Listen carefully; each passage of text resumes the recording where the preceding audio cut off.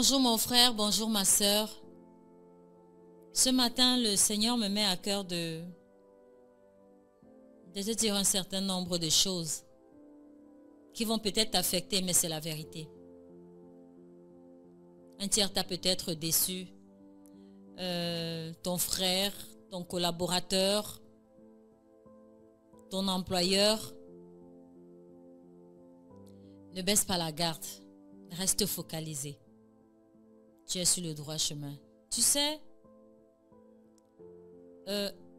la trahison, c'est quelque chose d'inévitable. C'est quelque chose d'inévitable. Tu peux être trahi par n'importe qui, même dans ta famille.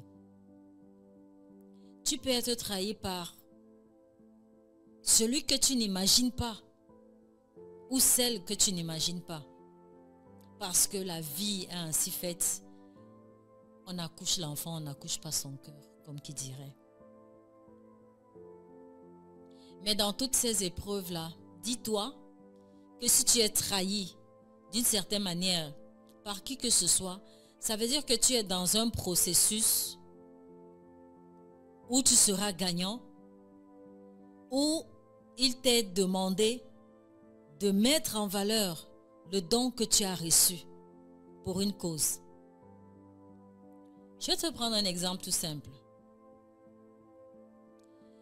Tu es dans un service et où tes compétences sont mises à rude épreuve.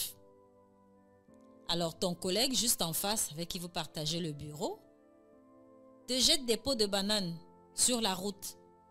C'est-à-dire qu'il calomnie ton travail auprès du boss, il redore son image à lui auprès du directeur, de votre supérieur hiérarchique, de votre directeur de société, de ton patron en fait, de votre patron, juste pour qu'on te mette à la porte et qu'on jette du discrédit sur ton travail. Il le fera, ça va marcher pour un temps. Vraiment pour un temps, juste pour que la vaine gloire qu'il recherche lui soit attribuée, parce qu'il la recherche. Mais la gloire que toi tu as, dont tu es inné, se manifeste au moment où Dieu a décidé qu'elle va se manifester.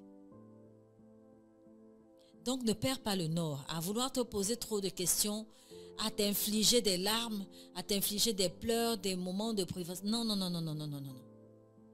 Reste focalisé sur ton travail. Continue de bien faire ton travail. Ce pourquoi tu es là. Ce pourquoi tu justifies ton salaire tous les jours. Ce pourquoi tu te lèves tôt le matin. Tu te prives d'un certain nombre de choses parce que tu veux fournir des résultats sur ton travail, sur la mission qui t'est assignée dans ton lieu de service. Reste-y focalisé. Laisse les autres te jeter les pots de banane. En même temps, c'est pas si mal. Ce n'est pas si mal. Je le dis tout le temps. Quand le peuple de Dieu sortait d'Égypte, c'est pas le diable qui a endurci le cœur de Pharaon, c'est Dieu.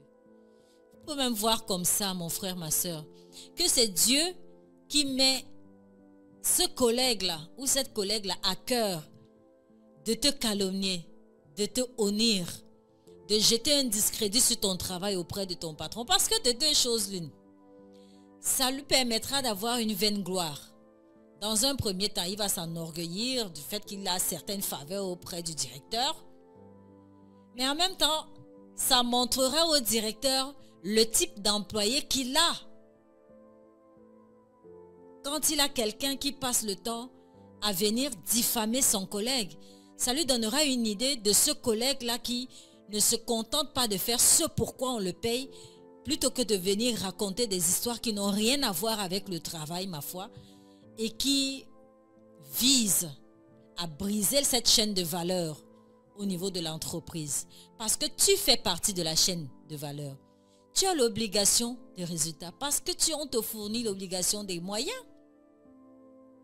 Et donc, il va se rendre compte du type de personne que ce collègue ou que cette collègue trop gentille entre guillemets est, juste parce qu'il faille te salir.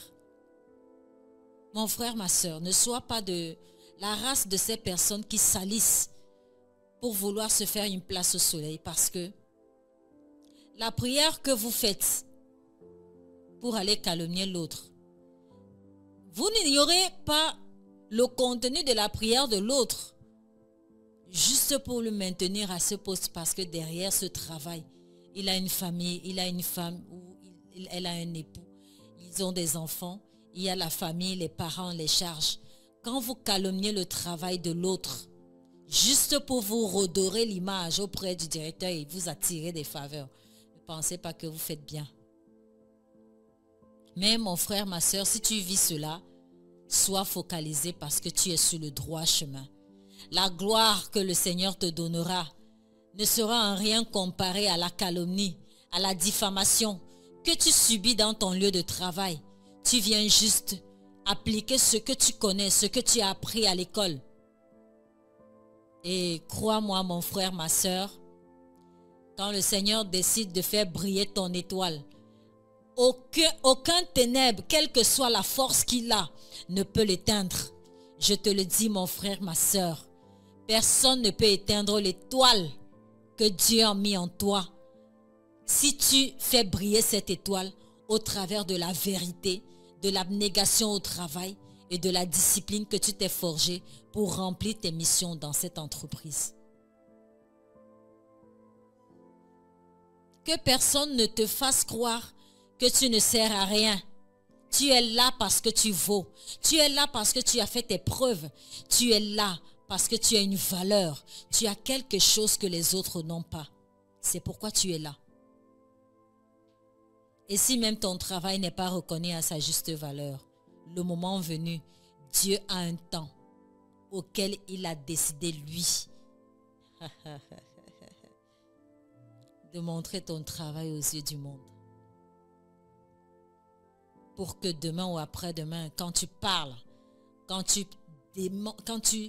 parles de ton travail, quand tu démontres ce que tu as appris, qu'on voie en toi sa gloire.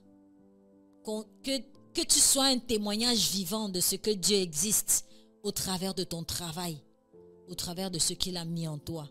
Cette petite lueur, qui pour d'aucuns peut être insignifiante, mais qui est une valeur que très peu ont.